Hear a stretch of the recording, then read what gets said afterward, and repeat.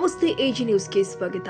ಬೆಳಗಾವಿ ಜಿಲ್ಲೆಯ ರಾಯಭಾಗ ತಾಲೂಕಿನ ಹಾರುಗೆರೆ ಪಟ್ಟಣದಲ್ಲಿ ನಡೆದ 17ನೇಯ ಜಿಲ್ಲಾ ಕನ್ನಡ ಸಾಹಿತ್ಯ ಸಮ್ಮೇಳನ. ಈ ಕಾರ್ಯಕ್ರಮದ ಚಾಲನೆಯನ್ನ ರಾಷ್ಟ್ರ ಧ್ವಜವನ್ನ ಮಹಾದೇವ ಜಾಧವ್ ಮತ್ತು ಪರಿಷತ್ತಿನ ಧ್ವಜವನ್ನ ಮಂಗಲ ಮೆಟಗುಡ್ಡ ಹಾಗೂ ನಾಡ ಧ್ವಜವನ್ನ ಈರನಗೌಡ ಪಾಟೀಲ ಧ್ವಜಾರೋಹಣ ಮಾಡುವುದರ ಮೂಲಕ ಚಾಲನೆ ಕೊಟ್ಟಿದ್ದಾರೆ.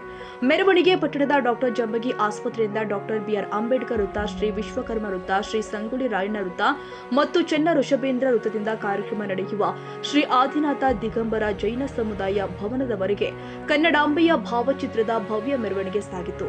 ಬೃಹತ್ ಮೆರವಣಿಗೆಗೆ ಪರಮಾನಂದವಾಡಿ ಗ್ರಾಮದ ಡಾಕ್ಟರ್ ಶ್ರೀ ಅಭಿನವ ಬ್ರಹ್ಮಾನಂದ ಸ್ವಾಮೀಜಿ ಕನ್ನಡಾಂಬೆಯ ಭಾವಚಿತ್ರಕ್ಕೆ ಪೂಜೆ ಸಲ್ಲಿಸಿ ಚಾಲನೆ ಕೊಟ್ಟಿದ್ದಾರೆ.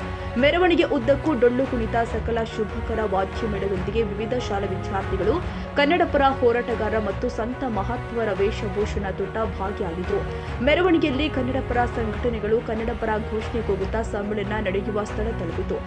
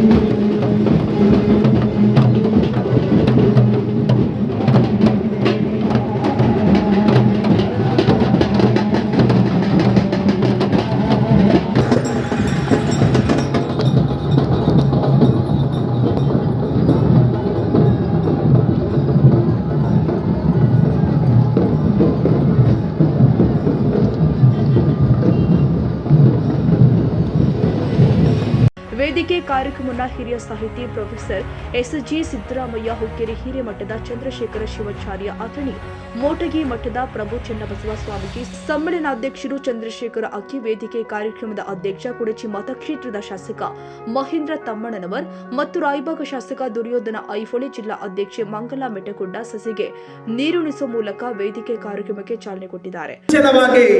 ಉದ್ಘಾಟಿಸಲಿದ್ದಾರೆ.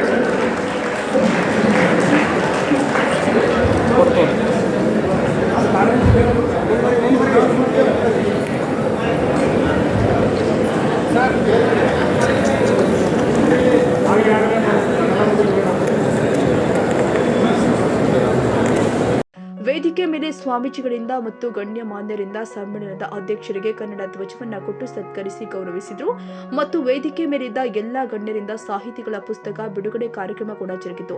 ಕಾರ್ಯಕ್ರಮ ಉದ್ದೇಶಿಸಿ ಜಿಲ್ಲಾ ಕನ್ನಡ ಸಾಹಿತ್ಯ ಸಮ್ಮೇಳನದ ಅಧ್ಯಕ್ಷೆ ಮಂಗಲ ಮೆಟಗುಡ್ಡ ಮತ್ತು ಹುಕ್ಕೇರಿ ಮಠದ ಶ್ರೀ ಚಂದ್ರಶೇಖರ ಶಿವಾಚಾರ್ಯ ಸ್ವಾಮೀಜಿ ಮಾತನಾಡಿದರು.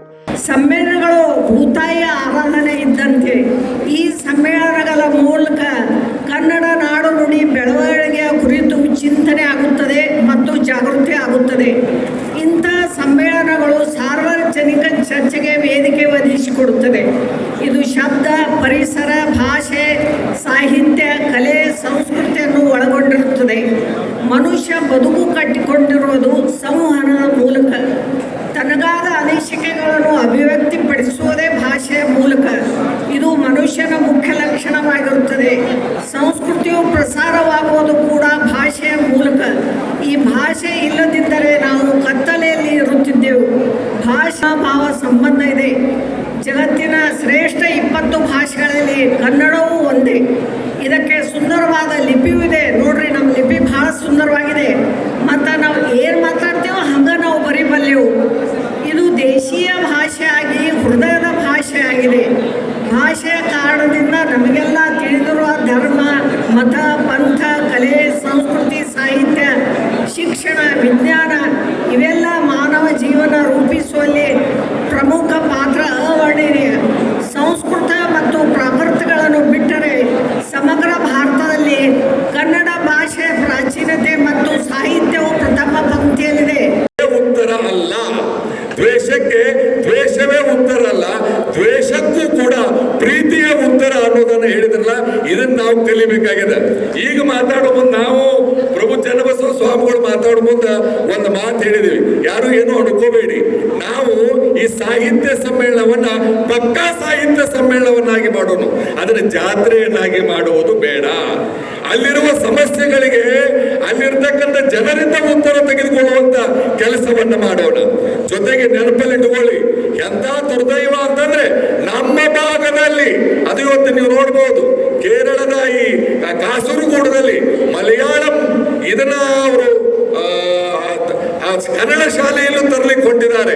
ಅದಕ್ಕೆ ನೆನಪಲ್ಲಿಟ್ಟುಕೊಳ್ಳಿ, ದ್ವೇಷಕ್ಕೆ ಪ್ರೀತಿಯ ಉತ್ತರ ಆಗ್ಬೇಕಾಗಿತ್ತಂದ್ರೆ ನಾವು ಇನ್ನೊಂದು ಎಲ್ಲಾ ಸಾಹಿತಿಗಳಿಗೆ, ಎಲ್ಲಾ ದಿಗ್ಗಜರಿಗೆ ಒಂದು ಮಾತು ಹೇಳ್ತೀನಿ, ನಾವು ದಾಖಲೆಗಳನ್ನ ಸರಿಯಾಗಿ ಕೊಡ್ಲಿಲ್ಲ ಅಂತಂದ್ರೆ ನಮಗೆ ಆಪತ್ತು ಕಟ್ಟಿಟ್ಟ ಬುದ್ಧಿ.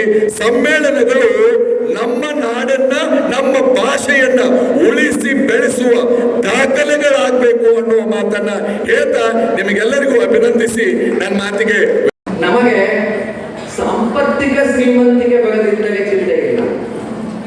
ನನ್ನ ಸಂದೇಶ, ನಮಗೆ ಸಾಂಪತ್ತಿಕ ಶ್ರೀಮಂತಿಕೆ ಬರದಿದ್ದರೆ ಚಿಂತೆ ಇಲ್ಲ, ಆದರೆ ಸಾಂಸ್ಕೃತಿಕ ದಾರಿದ್ರ್ಯ ಬರಬಾರದು. ಯಾವಾಗ ಸಾಂಸ್ಕೃತಿಕ ದಾರಿದ್ರ್ಯ ಬರ್ತದಲ್ಲ, ಅವಾಗ ಪ್ರಜಾಪ್ರಭುತ್ವ ಉಳಿಯುವುದಿಲ್ಲ. ಇದು ಕೊನೆ ಮಾತು. ಇದನ್ನು ನಾವು ಬಹಳ ಎಚ್ಚರಿಕೆಯಿಂದ ಗಮನಿಸಬೇಕು ಅಂತ ತಮ್ಮಲ್ಲಿ ಕೇಳಿಕೊಂಡು, ಒಂದು ಎರಡು ನನ್ನ ಅನಿಸಿಕೆಗಳು ಬೆಳಗಾವಿ ಜಿಲ್ಲೆ ವಿಭಜನೆ ಆಗುತ್ತೆ ಬಹಳ ಅವಶ್ಯಕ. ಎಷ್ಟು ಮುಖ್ಯಲ್ಲ, 5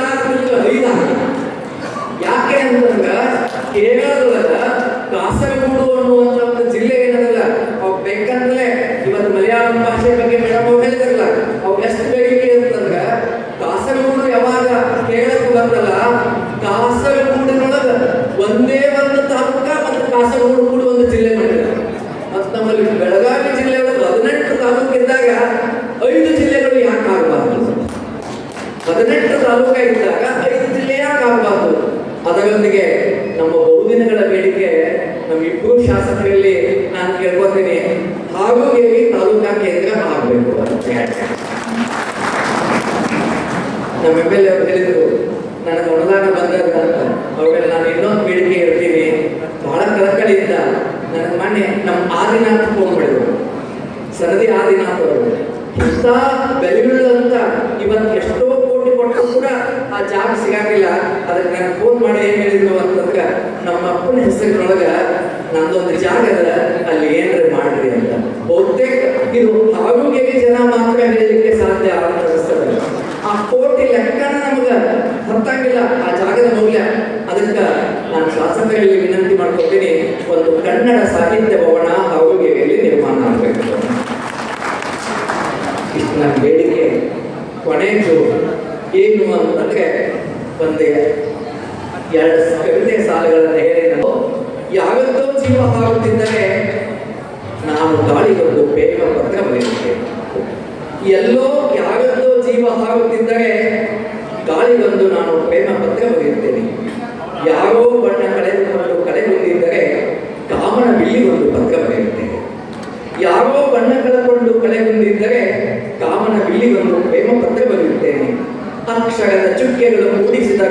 ಪತ್ರ ಯಾರ ಎದೆಯಲ್ಲಿ ಚಿತ್ತಾರ ನುಡಿಸುವುದು?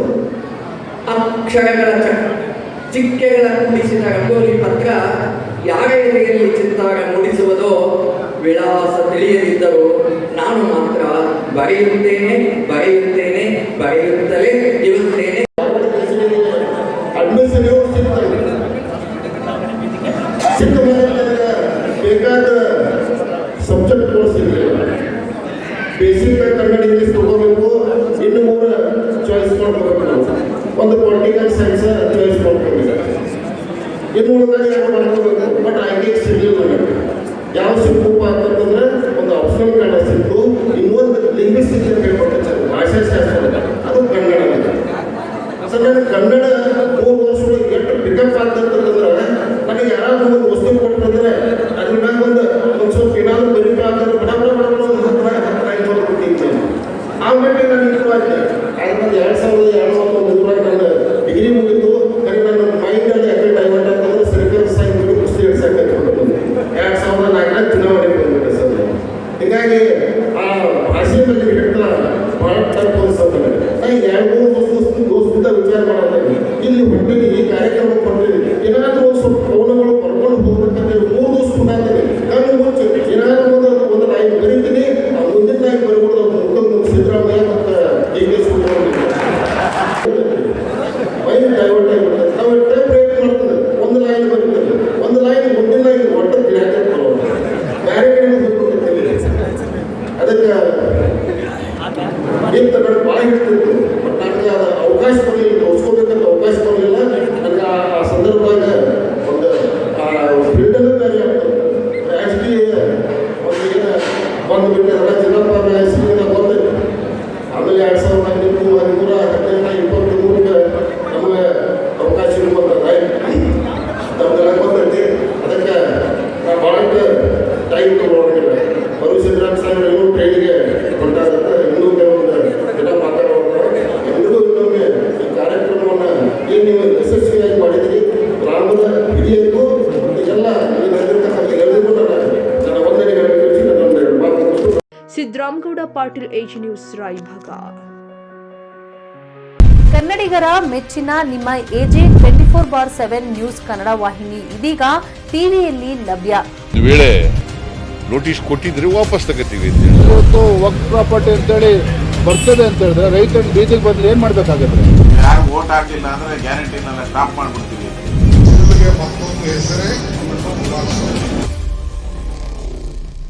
ಕರ್ನಾಟಕ ಮತ್ತು ದೇಶ ವಿದೇಶ 360 ಡಿಗ್ರಿ ಸುದ್ದಿ ಹಾಗೂ ಉತ್ತರ ಕರ್ನಾಟಕ, ಬೆಳಗಾವಿ, ಬಾಗಲಕೋಟೆ, ಧಾರವಾಡ, ಹಾವೇರಿ, ಗದಗ, ಬಿಜಾಪುರ ಜಿಲ್ಲೆಯ ಕ್ಷಣ ಕ್ಷಣದ ವಿವರವನ್ನ ಪಡೆಯುವುದಕ್ಕೆ AJ 24/7 ನ್ಯೂಸ್ ಕನ್ನಡ ವಾಹಿನಿಯನ್ನ ಲೈಕ್ ಮಾಡಿ, ವಿಡಿಯೋಗಳನ್ನ ಶೇರ್ ಮಾಡಿ, ಕಮೆಂಟ್ ಮಾಡುವ ಮೂಲಕ ನಮ್ಮ ವಾಹಿನಿಗೆ ಸಹಕಾರ ನೀಡಿ ಮತ್ತು ಚಾನೆಲ್ ಅನ್ನ ಸಬ್ಸ್ಕ್ರೈಬ್ ಮಾಡಿ. ಧನ್ಯವಾದಗಳು.